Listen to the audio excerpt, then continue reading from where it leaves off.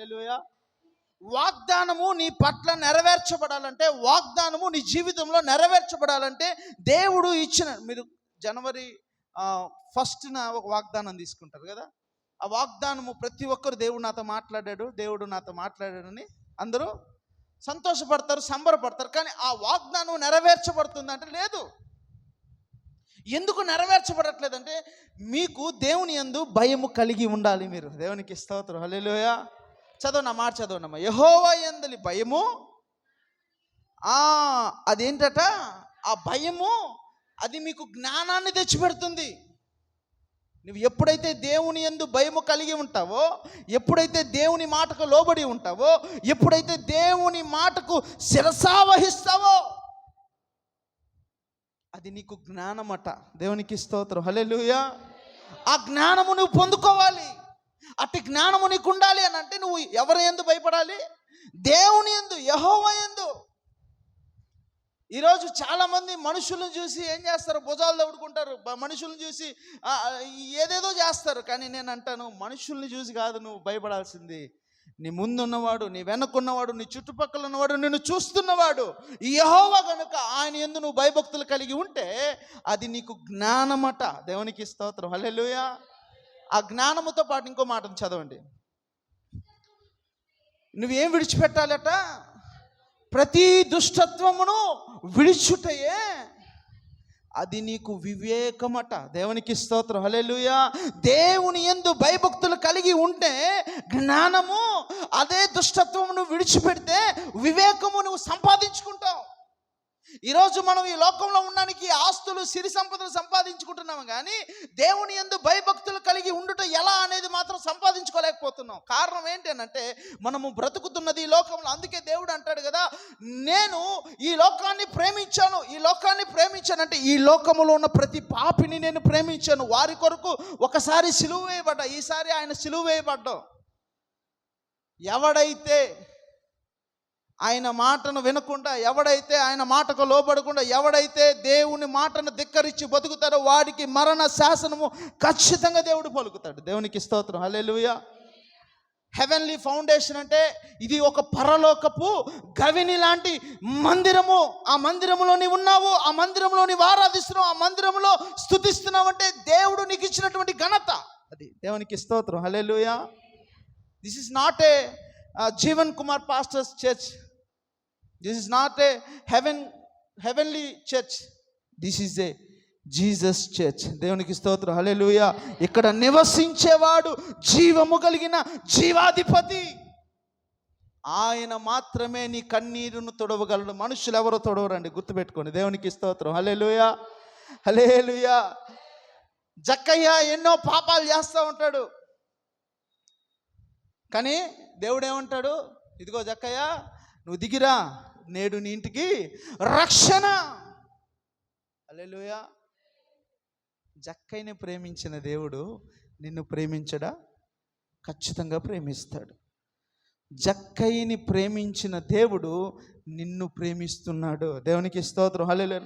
నువ్వు చెప్పాలి, నన్ను ప్రేమించే దేవుడు, నాతో ఉన్నవాడు అందరిలో కన్నా, ఈ లోకములో ఉన్నటువంటి అపవాదుల కన్నా, ఈ లోకములో సంచరిస్తున్నటువంటి స్వార్థపరుల కన్నా గొప్పవాడు. దేవునికి స్తోత్రం, హల్లెలూయా, హల్లెలూయా. ఆ గొప్ప దేవుడు చెప్తున్న మాట ఏంటంటే, నీవు యెహోవా యందలి భయభక్తులు ఉన్నట్లయితే నీవు జ్ఞానము సంపాదించుకుంటావు. ఆ జ్ఞానం ఏంటంటే, ఇక్కడ నిలబడి ఎవరు వాక్యం చెప్పినా ఆ వాక్యం నీ హృదయంలో ఉంటుంది.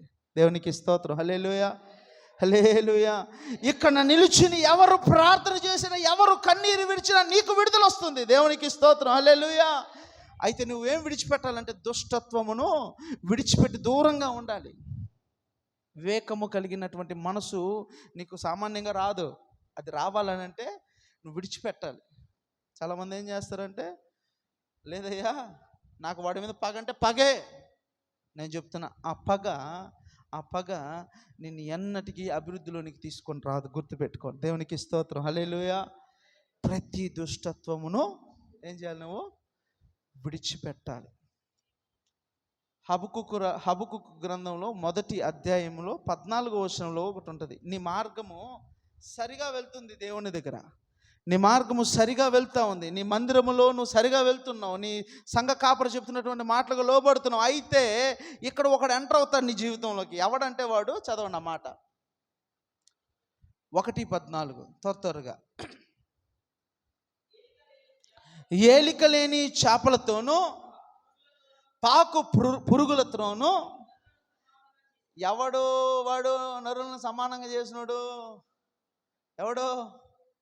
అపవాది. దేవునికి స్తోత్రం, హల్లెలూయా. వాడు ఏం చేశాడంటే పాకు పురుగులతోటి, ఏలిక లేని చేపలతోటి నిన్ను ఎంచాడు. అంటే ఏంటంటే స్థిరము లేని బుద్ధి కలిగిన వాడు మానవుడట. దేవునికి స్తోత్రం, హల్లెలూయా. ఎవరైనా ప్రత్యేకంగా ఒక మందిరం కట్టి, ప్రత్యేకంగా ఆ మందిరంలో ఏసీలు పెట్టి, ప్రత్యేకంగా ఆ మందిరానికి ప్రతి ఆదివారం వెళ్తే మంచి చికెన్ బిర్యానీయో లేకపోతే మటన్ బిర్యానీయో పెడితే ఏం చేస్తారండి? అక్కడికే వెళ్తారు. ఈరోజు నేను చెప్తున్నా, నువ్వు దేన్నైతే ఆశపడి వెళ్తావో, దేని గురించి అయితే ఆశపడతావో, అది ఒకరోజు నీకు దొరకదు. దేవునికి స్తోత్రం, హల్లెలూయా, హల్లెలూయా. అపవాది ఏం చేస్తాడంటే నిన్ను ఆశ పెడతాడు. అక్కడ కింద మాట ఉంటుంది, చదువు, నా మాట కింద ఉంటుంది. వాడు ఏం చేస్తాడంటే నీ అవసరతను బట్టి వాడు గాలం వేస్తాడు. వేసి ఈ మానవులందరినీ ఇలా గుచ్చుతాడట. గుచ్చి లాగి ఉన్నాడు. దేవునికి స్తోత్రం, హల్లెలూయా. ఏంటా గాలము అని అంటే నీకున్నటువంటి ఆశ. నీవేదైతే ఆశపడతావో, నీవేదైతే కావాలంటావో, నీవు ఏది కోరుకుంటావో దాన్ని నీకు ఎరగా వేస్తాడు. వేసి అలా గాలం వేస్తే నువ్వు చిక్కుతావు. ఆ చిక్కిన వెంటనే ఏమవుతావు? వాడి చేతికి, వాడి కబంధ హస్తాల చేతికి నువ్వు అప్పగించబడతావు. దేవునికి స్తోత్రం, హల్లెలూయా. అందుకే దేవుడి వాక్యం చెప్తా ఉంది కదా, నిన్న నేడు ఏకరీతిగా ఉన్నవాడును నేనే, నేను తప్ప వేరొక దేవుడు నీకు లేడు, రాడు, ఉండడు. దేవునికి స్తోత్రం, హల్లెలూయా, హల్లెలూయా. అయితే నీ ఆశ స్వార్థమై ఉండకూడదు. నీ ఆశ దేవుని వైపు పెట్టుకోవాలయ్యా. ఈరోజు నా పరిస్థితి బాగలేకపోవచ్చు, ఈరోజు నా దుస్థితి ఘోరంగా ఉండొచ్చు, ఈరోజు నేను దరిద్ర పరిస్థితిలో ఉండొచ్చు, ఈరోజు నేను ఆదరణ లేకుండా ఉండొచ్చు, ఈరోజు నన్ను ఎవరు ఆదరించలేకపోవచ్చు. ఒకరోజు నీవు నన్ను ఆదరిస్తావు. ఎందుకంటే కష్టం వచ్చినా, కన్నీరు వచ్చినా, వేదన వచ్చినా, ఏదొచ్చినా, ఏ బాధ వచ్చినా, ఏ నిందలు వచ్చినా నేను నిన్ను పట్టుకొని ఉన్నాను కనుక, నీ పాదాలు పట్టుకొని ఉన్నాను కనుక నన్ను నడిపించే దేవుడువు నీవే. దేవునికి స్తోత్రం, హల్లెలూయా, హల్లెలూయా. కాబట్టి నేను చెప్తా ఉన్నాను, ఈ సంఘంలో ఉన్న వారికి దేవుడు తోడుగా ఉన్నాడు. దేవునికి స్తోత్రం, హల్లెలూయా. దేవుడు తోడుగా ఉన్నాడు కనుక ఆ దేవుడిచ్చే కృపను నువ్వు పొందుకోవాలంటే ఏం చేయాలి అని అంటే, యెహోవా యందు భయభక్తులు కలిగి నువ్వు ఉంటే జ్ఞానమును సంపాదించుకుంటావు. నీ దుష్టత్వమును విడిచిపెడితే వివేకము కలిగి బ్రతుకుతావు. నీవు అపవాది వేసే గాలానికి పడవు, చిక్కవు. దేవునికి స్తోత్రం, హల్లెలూయా. నువ్వు ఎంత వాడివి కానీ, ఏ స్థితిలో ఉండని, దేవుడు నీతో లేకపోతే, దేవుడు నిన్ను నడిపించకపోతే, దేవుడు నిన్ను బ్రతికించకపోతే, దేవుడు నీకు ఆరోగ్యం ఇవ్వకపోతే నువ్వు ఎక్కడ నిలబడినా వ్యర్థమే. దేవునికి స్తోత్రం, హల్లెలూయా. నువ్వు ఒకటి నిర్ణయించుకోవాలి, నేను ఏ స్థితిలో ఉన్నా ఇచ్చిన స్థితి నీవిచ్చిందే. దేవునికి స్తోత్రం, హల్లెలూయా.